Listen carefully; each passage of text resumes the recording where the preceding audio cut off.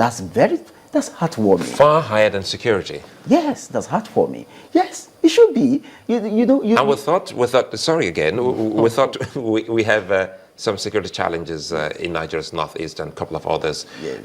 That we're seeing that the police is grappling with, kidnappings and some other petty crimes, and even some other, youth aggressiveness in some other places in the country. One would have thought that security yes, would have come tops. Yes, you have. But you don't forget this government has also gone a long way to blocking the opportunities for corrupt dealings with the security budget. Once you block the corrupt dealing, the capacity to corruptly deal with the security budget, then what you do is that the security budget will fall, it will reduce. And at any rate, education, the schools are more than the security apparatuses.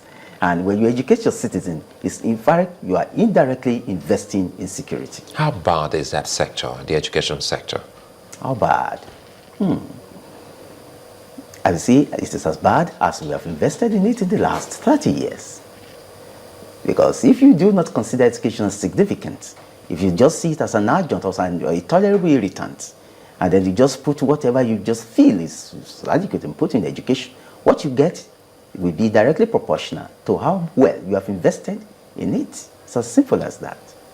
While I was even talking about the percentage or the figures in terms of those who are leaving the shores of this country to go seek education elsewhere, now that we have this, we should be looking at improving the quality of education. Is that going to come overnight, or do you have any time frame? Because with this budget, we expect to make an impact. Talking about the quality of education, we can spend years analyzing that, and it can never come within days or even years. It's a long-term project. First of all, you have to speak to primary education, which is fundamental, and then secondary education, because it is what these two levels of educational development have produced, that the universities receive, that the polytechnics and the colleges receive. So the quality of education, you cannot just address it in one single budget. It's a long-term project.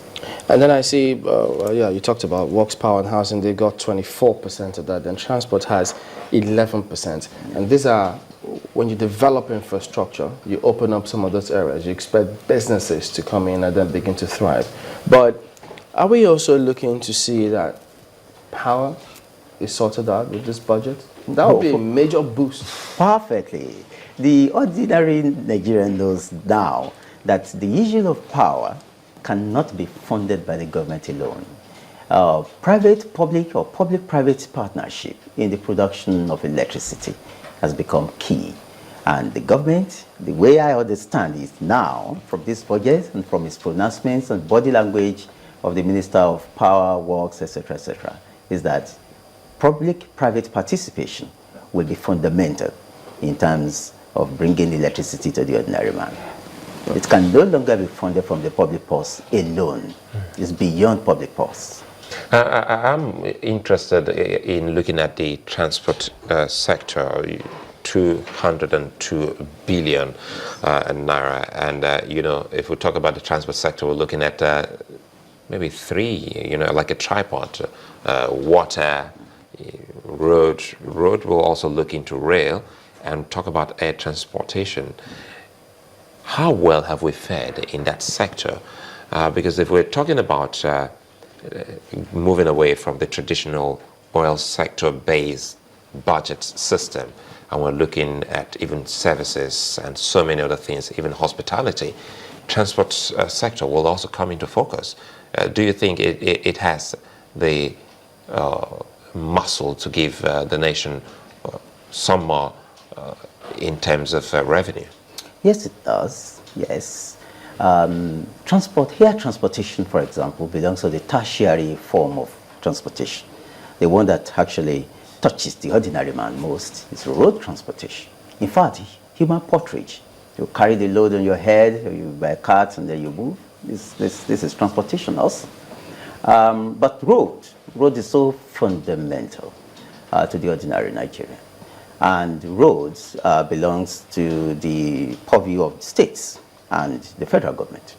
So I would rather pray that the federal government invests more on roads and rail than it does on air transportation. Air transportation is actually capital intensive, very capital intensive. And you have heard many a times that the federal government had to come in to bail out the private, investors in this field. It's not an area that will directly touch the ordinary man, and it is directly proportional. Its growth and development really is proportional to the growth, the productivity level of the economy. When the economy is not very productive, it's still subsistence. You begin to talk of air transportation. That's like going Afghanistan. Sorry, Jim, why I'm bringing this also into focus, we can tie this to one other area that we're likely to make more money. Now we're looking away from oil, which is agriculture. Yes. And if this is fixed properly, talking about produce and getting them to the market, and so much about that sector depends on fixing our transportation industry. Yes, agriculture is very important, and government also has shown that it's interested in investing in agriculture. That investment will be by way of permitting subsidy to come into the realm of agriculture. Subsidy on fertilizers, subsidy on other things, inputs into agricultural products. Agriculture employs the largest chunk of the Nigerian working force, and it can never be sidelined. I mean, the government will be sidelining it at its own peril. So we need to invest in agriculture. We also need to subsidize those who are medium-term or large-scale investors in the agricultural sector. And this is important. And I was very glad when I heard the president yesterday say that we will be investing also in agriculture. Some of the fine lines about all of this, you sound optimistic about implementing this budget. I'm very optimistic about this 6.08 trillion naira budget. But what about those key areas, or which agencies should we be looking to? For instance, when you talk about awarding those contracts, executing those contracts, ensuring that everyone does what they're supposed to do such that the budget, people can then see the implementation. Which agencies should we be focusing on? Three agencies. Number one, the Public Procurement Bureau. Ensure that the Public Procurement Bureau is formed up so that no one goes on funding a project that has no revenue backing. And then no certificate of objection. If a certificate of no objection has not been issued with respect to a project, it should not be begun. And once you begin a project, you must just complete it. It is in the turf of the Public Procurement Bureau to ensure that the processes for bidding for contracts are transparent enough, and there is accountability and value for money. The second is the Fiscal Responsibility Commission, so that every expenditure that is funded is linked directly with the budget, so that you do not begin to fund projects that are not approved in the budget. And the third one is, of course, the Auditor General's Office. The Auditor General for the Federation should ensure that money spent is actually in tandem with the expectations of government, and that every leakage and wastage is blocked.